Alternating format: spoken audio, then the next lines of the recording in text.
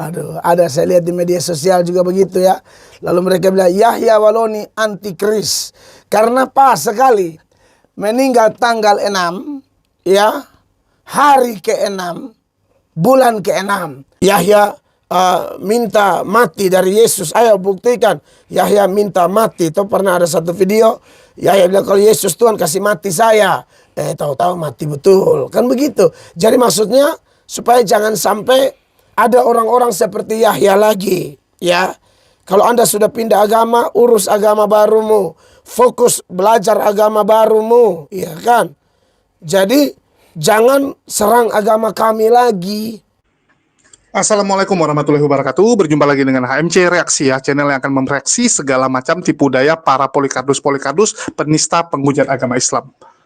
Kita tahu teman-teman, Ustadz Yahya Waloni itu adalah tokoh yang dianggap sebagai batu sandungan, sebagai halangan dalam misi memurtadkan sebanyak mungkin umat muslim di Indonesia. Kita tahu mereka begitu bahagia mendengar kabar bahwa Ustadz Yahya Waloni sudah tiada, sudah tidak bersama kita di dunia ini. Langsung pesta babi kecap, babi guling, babi panggang mereka adakan untuk merayakan hal tersebut. Dan saya rasa Ustadz Yahya Waloni dari awal sudah mengetahui hal itu, sehingga dari tahun lalu Ustadz Yahya Waloni sudah menyampaikan suatu khotbah yang luar biasa, di mana Ustadz Yahya Waloni mengatakan apa teman-teman? Mengatakan bahwa suatu kebanggaan apabila dirinya sebagai seorang mujahidin muslim itu dibenci oleh kaum kafir, oleh kaum polikardus. Karena itu tandanya Anda sedang berada di jalan yang benar. Nggak ada masalah kita dibenci oleh kelompok polikardus, teman-teman. Kalau kita dibenci oleh sesama muslim, oleh orang-orang soleh, oleh ulama, oleh ustadz-ustadz besar, ustadz-ustadz yang benar, itu baru kita sedih. Baru kita merasa bahwa yang kita lakukan sia-sia, yang kita lakukan suatu kegagalan. Tapi kalau yang benci polikardus, tentu saja ini kebanggaan besar bagi kita. Dan seperti yang sudah kita prediksi jauh hari teman-teman, bahwa kabar Ustadz Yahya Waloni ini tentu saja akan dibuat menjadi konten berjilid-jilid oleh para polikardus, itu terbukti benar. Jadi dari kemarin saya sudah sampaikan, ya walaupun saya kurang membuat reaksinya, bahwa channel-channel polikardus ini pasti akan berjilid-jilid membahas Ustadz Yahya Waloni. Kalau bisa itu nanti sampai 2 minggu, 3 minggu lagi. Nanti tahun depan diulang lagi. Tahun depannya lagi diulang lagi. Selalu seperti itu pola dari para polikardus. Almarhum Ustadz Moko Ginta sampai detik ini pun masih digoreng, masih dibahas. Padahal meninggalnya adalah meninggal yang sangat indah. Begitu juga dengan Ustadz Yahya Waloni. Semua channel-channel muslim mengatakan kami ingin, kami rindu untuk bisa meninggal seperti Ustadz Yahya Waloni. Bagaimana kurang indahnya lagi? Selesai mengadakan sholat, habis khotbah, bayangkan, habis khotbah di hari Jumat, Idul Adha, luar biasa teman-teman. Paket yang luar biasa sempurna. Kan begitu teman-teman. Bahkan kita lihat berapa banyak orang yang ikut mengantarkan, ya, mengantarkan jenazah almarhum Ustadz Yahya Waloni. Itu satu keindahan yang luar biasa. Dan channel polikardus tentu saja tidak terima melihat bahwa umat muslim begitu rindu dengan hal tersebut. Beda dengan polikardus, beda dengan orang Kristen yang kalau kita tanya, kalian pingin nggak meninggalnya seperti Ibu Tiwati Mena, Pendeta Mangapul Sagala, ya, para polikardus yang lain? Mereka bilang nggak mau dong. Masa meninggal seperti itu? Kalau gitu kalian pengen meninggal seperti apa? Seperti Yesus disalibkan, seperti Paulus yang dipenggal, atau seperti Petrus? Coba saya tanya, pengen nggak? Nggak maunya juga. Jadi siapa yang sebenarnya kalian ikuti? Ini lucu-lucu kadang polikardus ini. Dan yang terbaru, mereka ingin menjelekkan meninggalnya Ustadz Yahya Waloni di hari Jumat, di tanggal yang paling baik. Ya. di waktu yang paling baik. Langsung mereka goreng, mereka buat fitnahan baru. Nah, jadi itu udah biasa teman-teman. Akan ada fitnahan-fitnahan lanjutan dari Polikardus, dan yang terbaru mereka mengatakan apa? Ustadz Yahwaloni adalah antikris. Karena Ustadz Yahwaloni meninggal di hari Jumat, tanggal 6 Juni. Mereka bilang 6 Juni artinya 6 bulan 6, Jumat adalah hari ke-6. Karena bagi hitungan orang Yahudi, hari ke-7, hari terakhir itu adalah Sabtu. Tuhan mereka kerja dari hari dari hari Minggu sampai hari Jumat. Hari Sabtu Tuhannya libur. Itulah hari Sabat orang Yahudi, itu hari Sabtu. Tapi itu kan Yahudi, bukan Oten. Oten kan liburnya hari Minggu. Bukankah kalender Oten tanggal pertama itu adalah Senin? Betul nggak? Senin, tanggal terakhirnya Jumat. Terakhirnya Minggu. Terakhirnya Minggu. Kalau Yahudi iya, sampai Sabtu terakhirnya. Ini Oten ini kadang-kadang lucu ya, ikut-ikutan. Kalau yang Yahudi bagus, mereka comot. Kalau yang Yahudinya bertentangan, menurut mereka bisa blunder, mereka bilang, oh itu kesalahan orang Yahudi. Oh itu Yahudi yang gitu, kami enggak. Itu kejahatan orang Yahudi, bukan kami. Itu Tuhan Yahudi yang jahat gitu. Mereka ini memang luar biasa standar gandanya, teman-teman. Dan kalian akan melihat bagaimana ya ini digoreng, seperti yang sudah saya prediksi. Dan salah satunya adalah seorang pendeta yang makin ke sini makin mirip dengan Polikardus. Sebelumnya dia membela iman Kristen, tapi makin ke sini makin jadi Polikardus. Kalian bisa lihat ciri-ciri Polikardus adalah membuat berita bohong, membuat framing, fitnahan, dan mendukung para penghujat.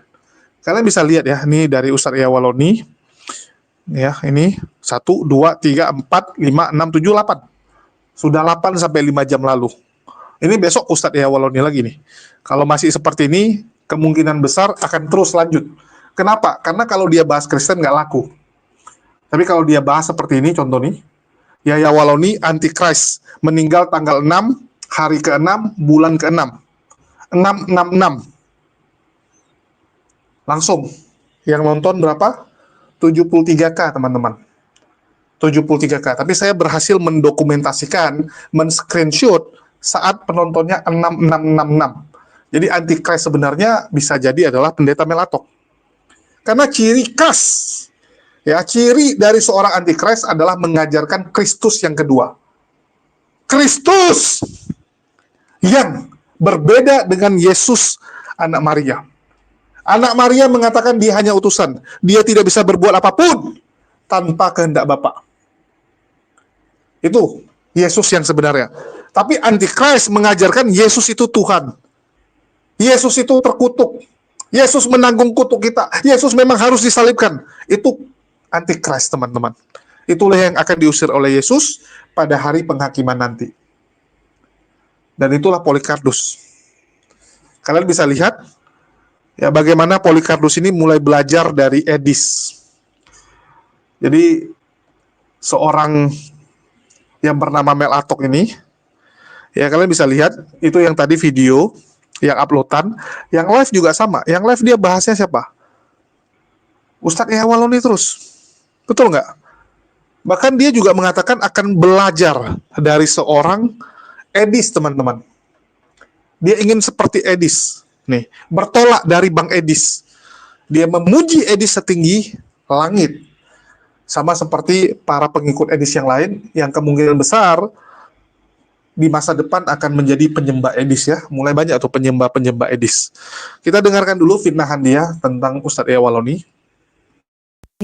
Ya, pertanyaan pertama, silakan. Shalom, selamat pagi. Saya mohon Shalom. pencerahan. Siap. Ini tentang kematian Yahwaloni. Tentang kematian Yahwaloni, bagaimana? Jadi beberapa waktu yang lalu tentang kematian Yahwaloni, dan kemudian di media sosial rame ada YouTuber dan apologet Kristen yang membahas tentang kematian Yahwaloni. Iya. Lalu di media sosial juga ada satu pandangan bahwa kenapa apologet dan juga YouTuber Kristen ini orang mati seolah-olah terus dibahas-bahas. Ya.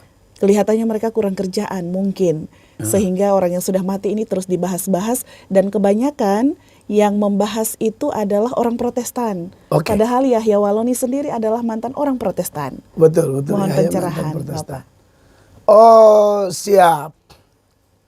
Betul ya, jadi memang sejak Yahya Waloni mati tanggal 6, hari ke-6, bulan ke-6. 6, 6, 6. Aduh, ada saya lihat di media sosial juga begitu ya. Lalu mereka bilang Yahya Waloni antikris. Karena pas sekali meninggal tanggal 6 ya, hari ke-6, bulan ke-6. Saudara, jangan buru-buru bilang Yahya antikris lah. Ya, saudara, antikris itu kalau kita belajar Alkitab ya, 1 Yohanes 2 ayat 18-19, iya memang ada potensi itu. Tapi maksudnya antikris jangan hanya lihat orang lain, coba kita lihat diri kita juga ya. Kadang-kadang kalau kita tidak sungguh-sungguh menurut ayat itu, kita juga antikris. Dalam artian bukan antikris yang pemimpin tunggal antikris, tapi pengikut-pengikut antikris, yaitu orang-orang yang tidak sungguh-sungguh dengan Tuhan. Dan kalau tidak sungguh-sungguh, wah itu bahaya ya. Jadi terlepas dari itu, saya mau menjawab juga pertanyaan tadi. Iya, ini faktanya memang begitu ya, bahwa ketika Yahya meninggal, waduh, semua TikTok, YouTube, apalagi saya juga terlibat di dalamnya. Jadi memang kritikan ini ada kelihatannya di YouTube atau TikTok, sehingga menjadi pertanyaan bagi kita pada saat ini. Iya, saya juga yang membahas, bahkan ada video saya dengan Yahya itu sudah mau tembus 1 juta di TikTok. 2 video, ada yang 800.000 sekian, ada yang 900.000 sekian, ada lagi yang di YouTube juga ratusan ribu orang nonton. Itu belum lagi kawan-kawan YouTuber, TikTokers yang bergerak dalam dunia apologetika Kristen. Mereka juga kemudian membahasnya. Lalu muncullah kritikan ini. Orang sudah mati kok dibahas-bahas. Ya. Sekarang kita memang harus menjawab berdasarkan terang firman Allah. Memang kalau orang sudah mati tidak boleh dibahas. Ya. Iya, tapi yang dibahas kesalahan-kesalahannya. Iya. Kalau orang yang sudah mati itu punya kesalahannya boleh dibahas tidak? Boleh. Sampai hari ini pendeta-pendeta masih khotbahkan tentang persinahan Salomo dan Daud tidak? Masih. Daud sudah mati, Salomo sudah mati, Yakub sudah mati, tapi penipuannya Yakub itu masih dibahas di gereja tidak? Masih. Abraham ajar Sarah tipu-tipu itu masih dibahas di gereja tidak? Masih. Yudas Iskariot, pengkhianat itu masih dibahas di gereja tidak? Masih. Itu orang mati semua. Baik orang mati yang memang jatuh dan bangkit lalu kembali menjadi berkat, maupun orang mati yang terhilang sama sekali seperti Yudas, seperti Saul, atau orang-orang mati lainnya yang dari kematian mereka kita masih belajar beberapa hal.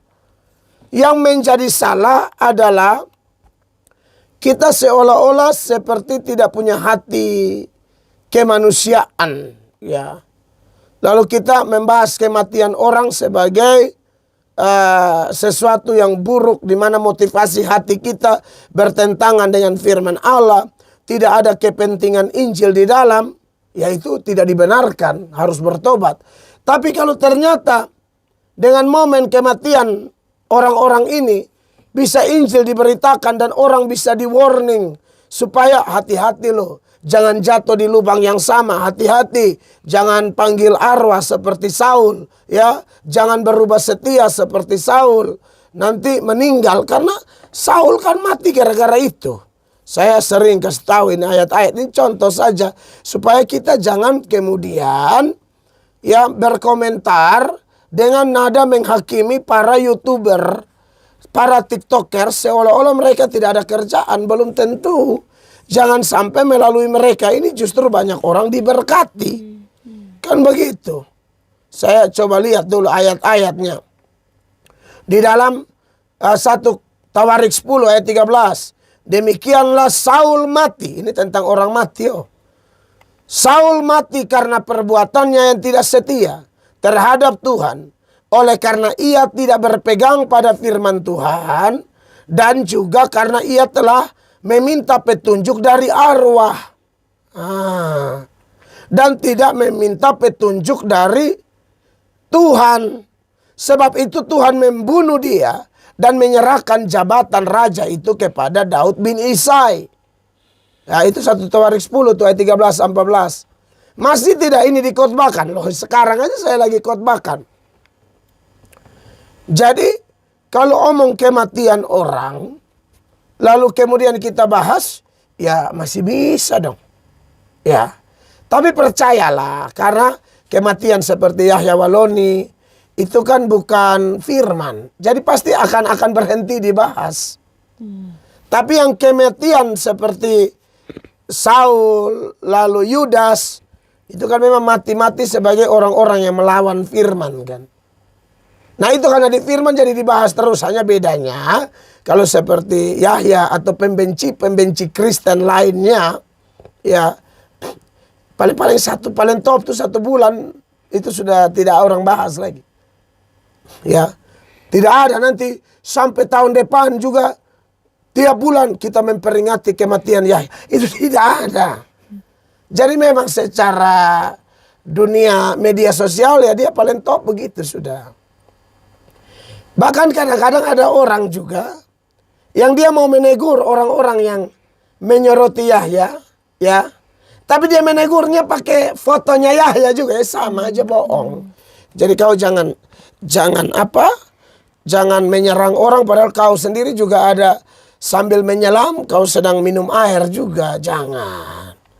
Sudah biarkanlah orang membahas sambil kita mendoakan.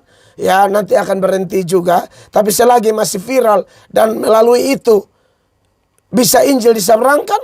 Karena saya lihat teman-teman yang bahas atau kami yang bahas itu bukan bahas sampai Yahya tanggal lahir. Bukan itu. Hanya pembuka. Video-video dia menyerang Kristen. Kami kanter, klarifikasi, luruskan. Ya. Yahya minta mati dari Yesus. Ayo buktikan. Yahya minta mati. Itu pernah ada satu video. Yahya bilang kalau Yesus Tuhan kasih mati saya. Tahu-tahu mati betul. Kan begitu. Jadi maksudnya supaya jangan sampai ada orang-orang seperti Yahya lagi. Ya. Kalau Anda sudah pindah agama, urus agama barumu. Fokus belajar agama barumu. Ya kan. Jadi jangan serang agama kami lagi. Ya. Jadi kalau ada orang bilang itu Protestan, ya memang orang Protestan itu sudah dilahirkan begitu. Ya, dan itu Alkitabiah. Orang Protestan itu ikut nabi-nabi. Nabi-nabi tidak tinggal diam kalau kebenaran dibengkokkan. Itu orang Protestan. Coba, Elia tinggal diam tidak? Kebenaran diinjak-injak? Tidak. Dia walaupun sendiri dia fight. Musa tinggal diam tidak? Kebenaran dipermainkan. Mereka buat anak lembu emas itu. Musa cincang mereka kan begitu. Siapa lagi hamba Tuhan? Nuh tinggal diam tidak? Nuh pemberita Injil kok. Dunia apologetika itu ada berapologia secara ofensif dan defensif. Ada orang yang menyampaikan satu arah, ada yang menjawab serangan-serangan. Kan begitu. Siapa lagi? Yohanes Pembaptis. Itu apologet itu. Siapa lagi? Petrus, Paulus, apologet semua. Dan apologet agung kita siapa? Yesus Kristus. Emang waktu setan dalam Matius 4, Lukas 4 kutip ayat secara sembarangan, Yesus biarkan? Tidak. Yesus luruskan di sana. Dan sejumlah khotbah-khotbah keras dari Tuhan Yesus, baca aja Matius 23. Dan sejumlah adalah Yesus bilang munafik, ya kuburan berlabur putih, turunan ular beludak. Begitu. Jadi saudara jangan sampai saudara tidak tahu duduk berdiri, tidak tahu kebenarannya, saudara main tegur-tegur saja. Jadi kalau ada yang motivasinya salah, hanya cari penonton atau apa, hanya berorientasi pada diri, ya dia harus bertobat. Dia harus berdoa supaya banyak orang nonton dan dengar Injil, itu utama. Dalam hal ini saya yakin kita semua berperang dengan hati sendiri. Dan oleh karena itu ya harus berdoa. Tapi juga jangan mematahkan semangat mereka untuk menyebarkan Injil melalui kesempatan-kesempatan itu. Ya. Jadi menurut saya tidak ada masalah dan pasti akan berakhir juga, ya. Tuhan berkati. Terima kasih. Ngeri ya teman-teman. Jadi memang mereka sengaja ingin memframing bahwa Ustadz Yawaloni itu meninggal di waktu yang tidak baik, tidak benar. Karena umat muslim itu kan memuji, mengatakan luar biasa di hari yang sangat indah. Jadi mereka balikkan, mereka katakan itu adalah hari yang terkutuk. Karena hari tersebut adalah 6666. Luar biasa jahatnya. Luar biasa sekali jahatnya para Polikardus ini. Ini pendeta Melato kadang nggak tahu diri. Dia bilang apa teman-teman? Kalau ada orang yang pindah agama, urus agama barumu. Jangan bahas agama lamamu. Harusnya Anda ngomong ini kepada para murtadin. Karena para murtadin ini, dari satu gereja ke gereja yang lain, dari satu podcast ke podcast yang lain, kerjanya menjelekkan Islam. Kerjanya membahas agama lamanya. Kalau kami yang mualaf, yang kami bahas adalah kesaksian pribadi kami. Alasan kami memilih untuk menjadi mualaf, karena kami bingung. Karena kami merasa ada yang salah dengan ajaran kami yang lama. Itu perasaan kami, pendapat kami pribadi. Bukan fitnah, bukan asal ngomong. Contoh kemarin, mantan pendeta di Advent, Rudi Hartono ya. Dia sendiri bingung dengan konsep Trinitas. Ini membingungkan Trinitas. Bagaimana menjelaskannya? Nggak ada satupun pendeta yang bisa menjelaskan Trinitas secara benar. Mendiang Mangapul Sagala, seorang pendeta, seorang doktor teologi mengatakan apa? Nggak akan sanggup orang menjelaskan Trinitas, karena yang terbatas tidak akan bisa menjelaskan yang tidak terbatas. Betul, kalau manusia yang ingin menjelaskan. Itulah kenapa kita bisa kenal Tuhan, kalau Tuhan yang menjelaskan siapa dirinya. Dari dulu sudah saya sampaikan. Kalau manusia yang cari Tuhan, manusia akan tersesat. Contohnya, orang akan menyembah kepada pohon, orang akan menyembah kepada langit, orang akan menyembah kepada bintang, orang akan menyembah kepada matahari, akan menyembah laut. Kenapa? Karena dia yang mencari Tuhannya. Dia akan ketemu. Harus Tuhan yang menyampaikan siapa dirinya melalui perantara para nabi. Dan itu yang dari dulu dilakukan. Kecuali teman-teman Kristen tidak percaya nabi-nabi terdahulu. Kalau kalian Buddha, kalian yang non ya, Abramaik, non dari Timur Tengah, itu kita bisa terima. Oh, nggak mungkin Tuhan seperti itu. Karena memang di konsep mereka nggak ada. Tapi kalau Anda Kristen, Anda percaya dengan nabi-nabi terdahulu, seharusnya Anda sadar, tidak mungkin Tuhan berubah. Nggak mungkin. Bahkan kalian aja nyanyi apa? Tuhan Yesus tidak berubah. Tidak berubah. Padahal Yesus berubah. Dari kecil jadi besar. Kan gitu. Tuhan yang benar ya memang tidak berubah. Harusnya kalian sadar hal itu. Tapi ini kan enggak. Apa yang kalian lakukan? Orang-orang yang sadar ada yang tidak beres, itu jadi mualaf. Dan itu karena dia mencari tahu, sekali lagi itu pendapat pribadi. Beda dengan murtadin-murtadin yang kesaksian isinya apa? Fitnah. Apa yang dilakukan murtadin, teman-teman? Saya di Islam diajarkan kebencian, saya di Islam diajarkan untuk menghalalkan darah orang-orang kafir. Tunjuk satu orang Islam yang sudah meminum darah kalian. Coba saya tanya, ada nggak umat muslim di sini yang tidak terima ada yang murtad, terus dia meminum darah orang tersebut? Tunjuk aja satu. Kalau ada, saya hapus semua akun saya pensiun, dan saya kasih data teman-teman apologet Islam yang kalau dibuka, itu ya mohon maaf, aib semua teman-teman. Saya akan berikan. Kalau memang ada, silakan.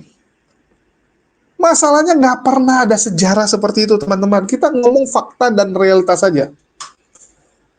Harusnya kan seperti itu. Kita ngomong apa yang benar-benar terjadi. Jangan angan-angan, jangan mimpi. Inilah jahatnya kalian. Kita lihat bagaimana Ustadz Yawaloni digoreng, difitnah sedemikian rupa oleh para Polikardus.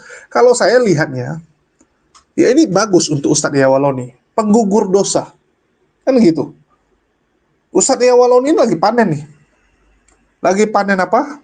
Lagi panen semua dosanya dipindahkan, dilimpahkan kepada para pemfitnah-fitnah ini. Penggugur dosa semua, bagus juga sih. Bagus juga, itulah dari kemarin kita nggak tanggapi. Tapi untuk 666 nih, ya kita sedikit tanggapi lah. Apalagi ini channel baru yang akan kita pakai untuk reaksi berikutnya. Ini biar teman-teman tahu. Kita lihat bagaimana mereka memanfaatkan situasi, mereka menyebarkan fitnah sedemikian rupa. Wah, sadisnya luar biasa. Ya. Dan kita lihat pendeta Mel Atok, seorang pendeta teman-teman. Tapi kelakuannya ngeri, mendukung para penghujat, mendukung Edis yang notabene kita tahu sekarang dianggap sebagai penghujat nomor 1. Inilah beda kelakuan kita dengan mereka. Ada nggak kalau umat muslim ada yang menghujat kita dukung? Enggak. Ya. Terus mereka bilang, tapi kalian nggak menghakimi dia. Tapi kami nggak mendukung. Kalau ada yang kelakuannya nggak benar, silakan kalian mau proses. Ujung-ujungnya kan pembuktian saja. Di penegak hukum tentunya, bukan standar kalian. Kalau standar kalian, suka-suka pantat kalian selalu gitu. Semua orang kalian bilang menghujat. Kita sampaikan kebenaran, ada datanya, ada buktinya pun kalian sebut hujatan. Karena kalian sakit hati, karena kalian tidak terima ajaran kalian dibongkar. Dari dulu Indonesia itu aman sentosa. Tapi yang memulai ini semua selalu kalian. Kalian mau cubit orang, tapi begitu dicubit nggak terima. Selalu playing victim. Nanti mereka bilang, oh yang memulai kalian. Coba logikanya teman-teman. Saya tanya teman-teman Kristen deh. Ada nggak sejarahnya yang nomor 1 mengganggu nomor 2? Nggak ada. Nomor 1 akan fokus. Bagaimana mempertahankan nomor 1 ini. Itulah umat muslim tuh dari dulu mana pernah bahas-bahas kekristenan. Fokusnya apa? Ya udah perdalam agama kita. Kritik yang nggak benar di internal kita. Dari dulu kan gitu. Kalian lihat pesantren, ada nggak mempelajari tentang yang namanya kekristenan? Nggak ada, teman-teman. Kalau di STT, ngeri. Bukan perbandingan agama lagi, tapi bagaimana menghujat agama Islam. Bayangkan, di STT diajarkan untuk menghujat agama Islam. Dan itu data PowerPoint yang dipakai juga oleh para polikardus yang ada di medsos. Salah satunya STT Nias. Dan sedikit kabar ya buat teman-teman. Ini ada kabar baik mengenai kelanjutan pelaporan STT Nias yang dilakukan oleh saudara-saudara kita dari Gapai. Dari Gapai yang ada di Medan, di mana laporan mereka sedang diproses. Dan kemarin kita dapat laporan perkembangan kasusnya. Akan mulai memanggil ahli-ahli untuk dimintai keterangan apakah ini melanggar dan ada unsur pidana yang dilakukan.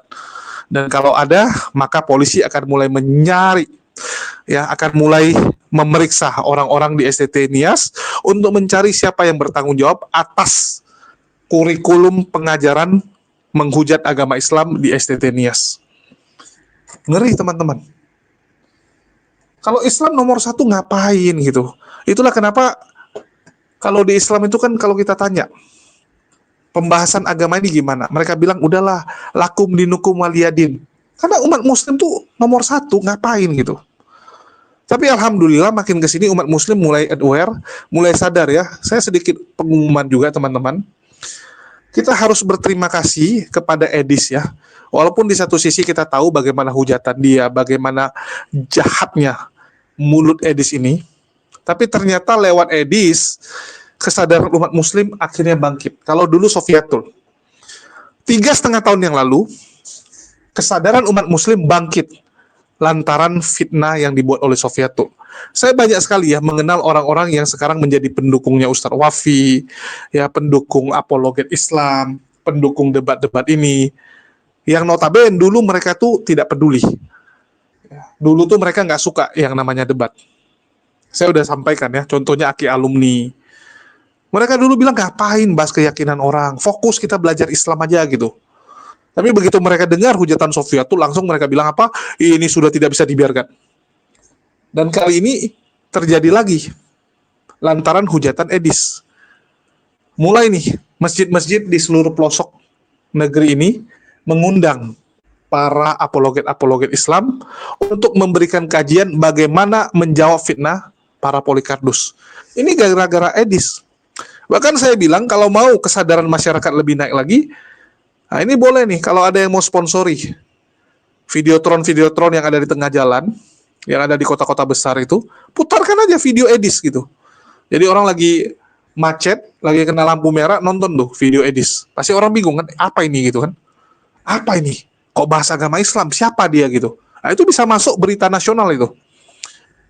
Sekali lagi tujuan kita bukan mau nangkap edis ya. Enggak. Tujuan kita bukan itu, tapi kesadaran umat muslim akan bangkit setelah melihat bagaimana hujatan dari orang-orang seperti edis. Ini bagus. Kalau kalian nanya pendapat pribadi saya katakan itu bagus. Karena umat muslim sudah terlalu lama ternina bobo. Sudah terlalu lama kita terlena dengan status bahwa kita mayoritas. Udah kasihan mereka, nggak usah digubris dan sebagainya. Padahal ini ngelunjak. Padahal ini udah terlalu kelewatan. Mereka terlalu menginjak-injak kita. Sudah saatnya umat muslim di luar sana sadar, tahu kebenaran dunia diskusi ini. Kalau sekarang saya katakan yang tahu tentang diskusi paling 2%. Kalau kalian lihat yang nonton Bang Zuma, yang lain-lain ya, yang lumayan banyak, itu semua masih kecil dibandingkan jumlah penduduk muslim Indonesia. Kita tuh cuma 2%, teman-teman. Kamu gabungkanlah semua. Cuman berapa? Bahkan masih banyak channel-channel muslim, ya mohon maaf, kalah sama channel Kristen dari jumlah penonton. Kenapa? Karena yang Kristen ini lebih kompak. Minoritas otomatis lebih kompak. Itu udah hukum alam. Kan gitu. Hukum alam itu. Tapi kita perlu menyadarkan saudara muslim kita minimal sampai 10% deh. Bayangkan penduduk Indonesia yang muslim ada 280 juta. 28 juta orang mulai sadar bahaya pemurtatan ini dan mulai ingin belajar. Sekali lagi tujuan belajarnya apa? Supaya mereka siap kalau seandainya ada misionaris yang datang ke rumahnya. Ada misionaris yang datang ke daerah dia. Mereka tahu bagaimana menjawabnya. Terutama fitnahan-fitnahan. Karena misionaris sekarang datang bukan hanya membawa Indomie. Bukan hanya datang membawa obat. Kalau zaman dulu iya, tapi sekarang dilengkapi dengan membawa fitnah kepada Islam. Kalau dulu kan mereka cuma bawa apa? Bantuan. Kalau sekarang enggak, sambil kasih bantuan, kasih pesan-pesan mereka. Pesannya contohnya apa? Kalian di Islam tuh dijamin nggak masuk surga. Kalian itu kan cuma insya Allah. Mending masuk Kristen dan dijamin masuk surga. Kok bisa? Yesus sudah menebus. Kalian lihat Yesus bisa begini, Yesus bisa gitu. Yesus itu yang terkemuka. Kan ujung-ujungnya itu. Mereka sambil membuat fitnahan demi fitnahan. Kalian tahu nggak? Mekah itu ya Ka'bah itu aslinya tuh Hindu. Lihat ini, lihat itu gitu kan. Itu Hubal dan sebagainya. Mereka bawa-bawa lagi entah apa-apa. Mereka akan coba pengaruhi saudara kita. Itulah saya bilang teman-teman perlu belajar. Supaya kita tahu bagaimana menjawab fitnahan mereka. Saya punya mimpi akan buat satu konten. Ya, saya akan buat satu channel khusus yang isi kontennya adalah menjawab syubhat oten. Dan itu kita nggak akan tambah videonya kalau nggak ada syubhat lagi. Jadi misalnya kita lihat ya, total syubhat atau fitnah yang dibuat oleh Oten ini misalnya ada 500 nih sekarang. Ya kita akan buat 500 konten menjawab fitnah Oten berdasarkan pertanyaan demi pertanyaan. Jadi satu video, satu pertanyaan aja. Biar teman-teman gampang untuk mencari jawabannya kalau ketemu dengan misionaris-misionaris atau para polikardus ini. Itu mimpi saya. Dan channel itu ya sudah, begitu fitnahnya nggak ada lagi yang perlu dijawab, kita close. Kita nggak akan tambah video. Supaya teman-teman nggak bingung. Jadi memang itu akan menjadi legacy atau warisan. Saya belum tahu akan pakai channel yang mana. Bisa jadi saya pakai channel yang seperti jadi HMC yang udah mati gitu kan. Jadi video lamanya kita hapus, kita gantikan dengan video itu. Sebagai arsip kita. Dan kita juga punya pemikiran akan mengasipkan hujatan-hujatan Oten dengan tujuan kalau teman-teman misalnya ya kalian kan ngomong sama teman kalian atau mungkin kalian lagi di tongkrongan ya di tongkrongan tiba-tiba kalian nonton debat teman-teman kalian tanya untuk apa nonton gituan untuk apa lihat orang bahas agama nggak baik dan sebagainya. Nah, kalian tinggal buka channel tersebut yang berisi arsip hujatan Oten biar teman-teman muslim lihat nah ini yang kami hadapi ini loh yang sedang didebatin orang seperti ini bisa nggak kita biarkan. Kalau memang Islam ya bisa disebarkan hanya dengan cara dakwah seperti itu, dengan kita fokus kepada internal kita, untuk apa Nabi Muhammad SAW melakukan perang? Jangan lupa teman-teman, ada perang yang dilakukan oleh Nabi dan para sahabat sebagai alternatif terakhir Sekali lagi, alternatif terakhir. Kalau kalian nanya pendapat saya, hubungan kita dengan para Polikardus sekarang, apakah itu perang? Yes! Menurut saya, kita sedang dalam masa perang dengan para penghujat Islam ini. Ini udah perang, teman-teman. Cuman perangnya bukan lewat senjata lagi. Udah perang lewat pikiran. Udah lewat data-data. Udah lewat strategi demi strategi. Karena kalau kita salah strategi, teman-teman, saudara kita akan jadi korban. Sudah nggak terhitung berapa banyak umat muslim yang awam yang tertipu dengan fitnah Polikardus. Bahkan anak yang tumbuh di pesantren, punya ayah seorang ustadz, itu bisa disesatkan juga. Contohnya siapa? Cecen yang terbaru.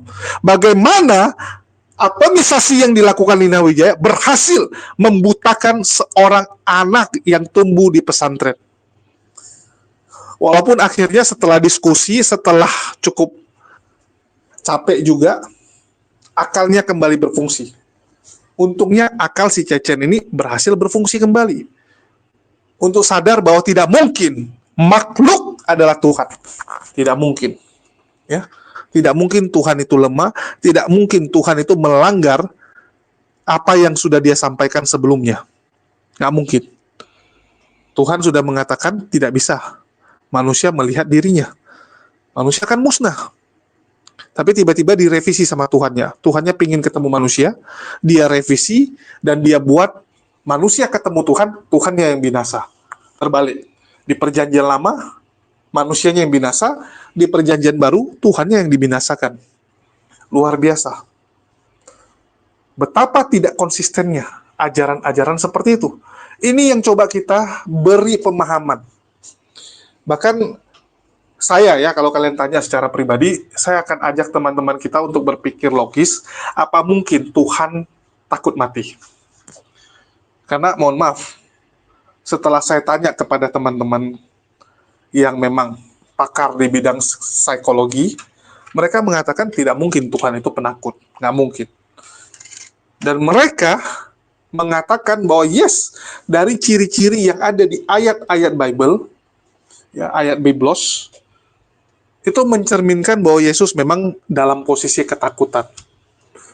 Dalam posisi yang takut. Di detik-detik sebelum dia ditangkap oleh Hansip Romawi. Ini yang teman-teman harus tahu, teman-teman harus belajar. Nggak mungkin. Masa Tuhan kalah sama pasukan kamikaze? Masa Tuhan kalah dengan tentara gitu, yang pemberani gitu, ya, dengan para pejuang? Ini gimana sih? Nggak mungkin Tuhan seperti itu. Tapi ya, realitanya Tuhan yang disembah oleh sebelah seperti itu. Takut. Kenapa takut? Ya mungkin mentalnya nggak siap. Loh, tapi dari kecil, dari zaman dulu, ya sebelum ada ciptaan yang lain, sudah dipersiapkan. Untuk menjadi apa? Untuk menjadi korban penebus dosa. Tapi kok bisa jadi takut? Ya namanya juga Polikardus. Semua bisa mereka karang. Semua bisa mereka asal sebut. Betul nggak? Itu aja sih yang mau saya bagikan di kesempatan kali ini. Sekali lagi, jangan lupa dibantu subscribe dan diaktifkan lonceng, karena kita akan fokus untuk reaksi di sini ya, selama masih bisa dipakai channel ini. Sekian dari saya, makasih buat teman-teman semua. Di akhir kata saya ucapkan, wassalamualaikum warahmatullahi wabarakatuh. Sampai jumpa di konten-konten kita berikutnya.